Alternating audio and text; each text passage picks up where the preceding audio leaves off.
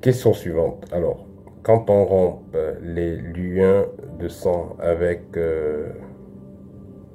sa famille, est-ce qu'on peut faire marche en arrière, c'est-à-dire marche arrière, c'est-à-dire se reconnecter avec voilà, avec sa famille? Bon, la personne ne n'a pas posé la question très très clairement.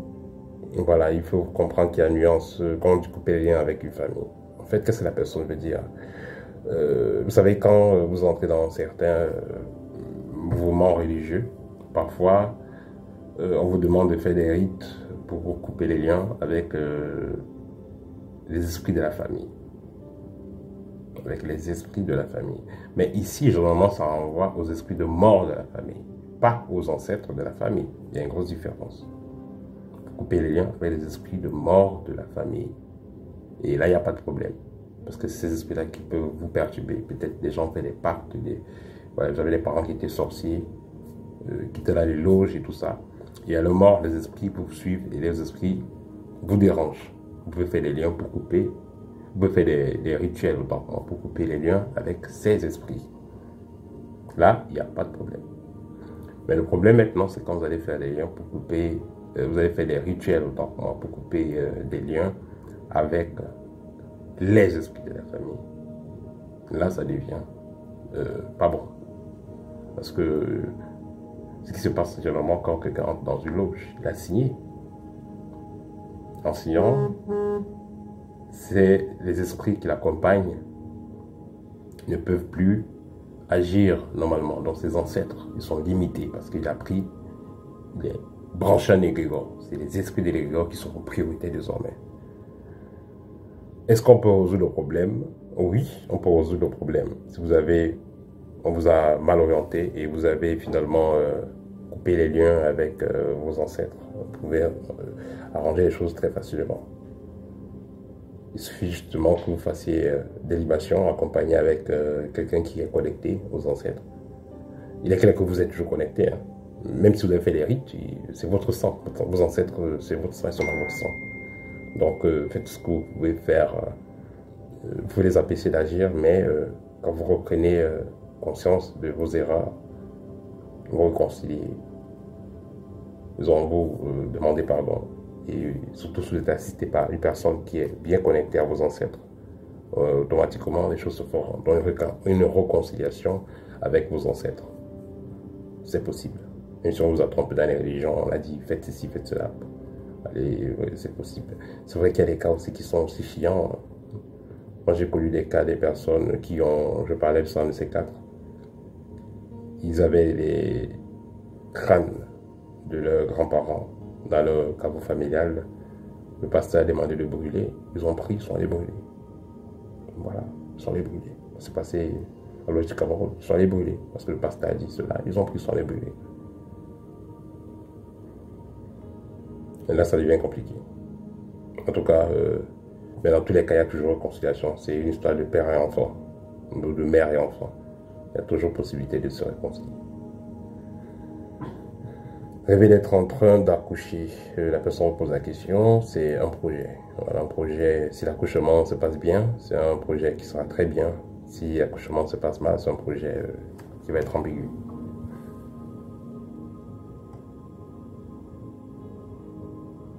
Peut-on envoûter une personne en lui offrant un chien ou un chat? Oui, c'est possible. On peut envoûter quelqu'un en lui offrant un chien ou un chat ou un animal quelconque, un animal vivant comme un cadeau, comme aussi un animal mort, la viande, tout ça. Et je verrais aussi lui dire qu'il y a dans certaines cultures, hein, vous savez, en Afrique, quand on rend visite à quelqu'un, parfois on apporte un régime de plantain, de banane, un sac de macabo, ou un coq, ou un porc, ou un mouton, une chèvre, ça dépend des liens que vous avez la personne. Il y a dans certaines cultures, hein, quand on apporte un coq à des personnes, la personne va bien analyser vos liens. Si c'est le frère, la sœur, oui. Si vous faites confiance, oui. Sinon, dans certaines cultures, ils ne les prennent pas. Ou ils vont prendre le coq, on va les laisser à la maison, même 1 an ou 2 ans. La chèvre, le bélier, on va les laisser même 2 mois, ou 6 mois, ou 1 an avant de le tuer. On ne tue pas direct. Parce qu'il y a des cas où vous apportez la chèvre, vous tuez, directement quelqu'un de la famille meurt. où on vous apporte un poulet, vous tuez directement quelqu'un de la famille meurt. Quoi, voilà, chez les familles où le chef de famille s'est initié, il a dit qu'on on attend d'abord quelques jours, le temps que lui, mystiquement, il va scanner l'animal, il saura que l'animal, c'est pas un piège, et là, il va demander qu'on peut tuer, il va dire qu'on peut tuer l'animal et faire ce qu'on a à faire avec, manger et tout ça, voilà. Dans les anciens, il y avait les Kuba, mais il y a aussi des gens très futés. Se faire initier au totem communautaire et ne rien ressentir. Voilà, quelqu'un dit qu'elle s'est fait initier au totem communautaire et elle n'a rien ressenti du tout. Alors, qu'est-ce que on peut noter ici? Se faire initier au totem communautaire et ne rien ressentir, il faut déjà noter. Est-ce que, et en plus en Afrique, vous savez, en Afrique, quand on fait l'initiation en Afrique, c'est le tic-au-tac. Hein. Parce que c'est vrai que l'auto-vibratoire est assez particulier, mais aussi l'environnement. Ces esprits voilà, sillonnent dans les environs. Et il y a des esprits aussi, c'est vrai que la sorcellerie traverse l'eau, mais il y a des esprits aussi qui ne sont pas trop intéressés à traverser l'eau. C'est un génie qui ne sont pas trop intéressés à traverser l'eau dans certains endroits. Ce qui fait que, voilà, c'est un rituel que vous allez faire sur les fiefs, ça va agir, voilà, spontanément. Et en plus, vous allez le faire et vous n'avez rien vu. Parce qu'avant de vous faire des rites, on vous purifie, ou alors pendant ces rites, il y a une partie de purification. Et si vous n'avez rien vu, rien ressenti, et peut-être la personne qui faisait le rite même n'était pas connectée. Vous savez, le jour en Afrique, n'importe qui se place n'importe où, dans n'importe quelle position. Voilà. C'est celui qui a vraiment fait les rites qu'il faut, il saura comment vous harmoniser avec ce qu'il faut. Et vous aurez les résultats, ce sera concret. Vous avez parlé d'initier les gens en 3 semaines. Est-ce que c'est assez? Y a-t-il un suivi après? Oui, il y a un suivi après. Une fois que j'ai eu que ce soit faire une consultation avec personne, que ce soit ceux qui ont acheté mes livres en version numérique, j'ai toujours un moment pour pouvoir échanger en direct avec eux. Ceux qui ont fait des formations avec moi. Bien entendu, il y a un suivi. Je prends du temps après pour savoir ce qui se passe. Est-ce qu'il y a avancement? Les résultats en 3 semaines, ça va dépendre déjà de qu'est-ce que la personne faisait avant de venir à l'école et quel aussi est l'âge de l'âme de la personne. Parce que tous les âmes n'ont pas le même âge. Ce qui fait que si vous êtes 10 personnes à faire des rituels, vous n'aurez pas le même ressenti. Parler des couleurs, des logos des entreprises, le bleu, le blanc. Donc ici, en fait, c'est le bleu ciel. Les logos d'entreprise comme ONU et tous ces trucs, c'est le bleu ciel et bleu. Voilà, c'est le bleu ciel et le blanc. Voilà, c'est les mêmes couleurs que vous allez retrouver. Bon, beaucoup de mouvements à caractère luciférien adorent ces couleurs-là. Bon, vous allez retrouver ça beaucoup plus chez les maçons, dans ces organisations, dans beaucoup d'ONG. Vous avez le bleu et le blanc. Voilà, tout simplement. Donc c'est vrai que c'est assez voilà, c'est assez évident. Bon, ils vont utiliser ces couleurs-là. Ce sera comme des signes, tout simplement, des signes de connexion. Et voilà.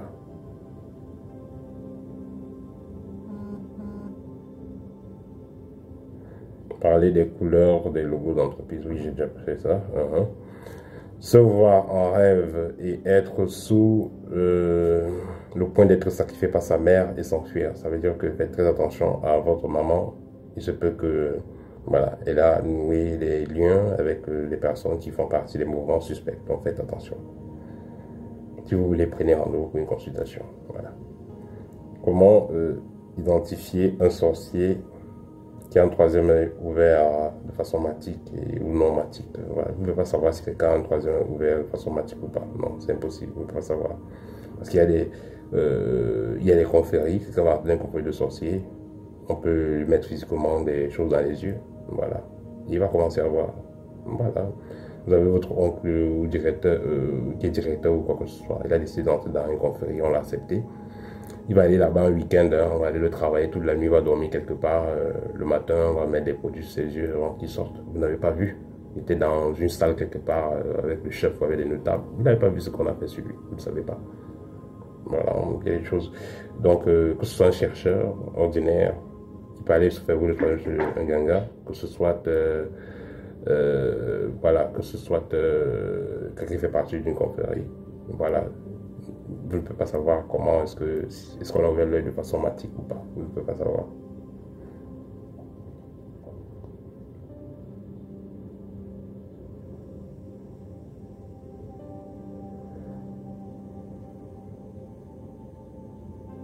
Rêver à tout moment et avoir des attaques. Donc vous rêvez à tout moment et vous avez des attaques à peu près 15 minutes. 15 minutes,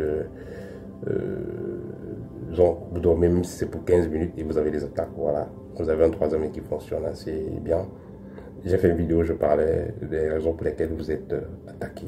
Donc voilà, donc vous avez un don spirituel, vous avez certaines capacités et voilà, on vous emmerde à cause de ça.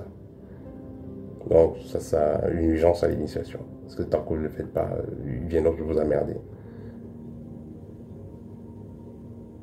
Rêver de donner sa ceinture pour habiller un défunt. Le défunt, voilà, c'est la fin de quelque chose. Et la ceinture, c'est... Vous donnez votre ceinture. La ceinture, c'est aussi comme le tablier. Ça veut dire que c'est comme si vous perdez votre pouvoir. Hein. Vous voyez dans les arts martiaux, la ceinture, c'est quoi? C'est la force. Dans le tablier aussi, dans certains mouvements mystiques, ça symbolise aussi la force, ça symbolise le pouvoir, ça symbolise une capacité d'agir légalement, ou voilà, une capacité d'artisan en fait. Voilà, de travailler légalement. Voilà, donc ça c'est large dans le sens du terme. En fait, vous donnez justement vos capacités, vous donnez, vous perdez vos capacités, vous perdez vos pouvoirs, voilà, donc c'est, voilà, c'est la chute en fait, voilà, c'est pas bon. Bon, c'était tout pour questions-réponses. On va se dire à très bientôt, chers amis. Partagez la vidéo, ça va aider. Voilà, ceux qui ont besoin de l'un de mes livres, que ce soit livre à des revenus ou guide pratique, n'hésitez pas. Et ceux qui ont également besoin de la formation complète ou d'une formation particulière, ou même aussi ceux qui ont besoin d'une consultation avec moi en direct, n'hésitez pas. C'est tout pour aujourd'hui. Au TEP et à très bientôt.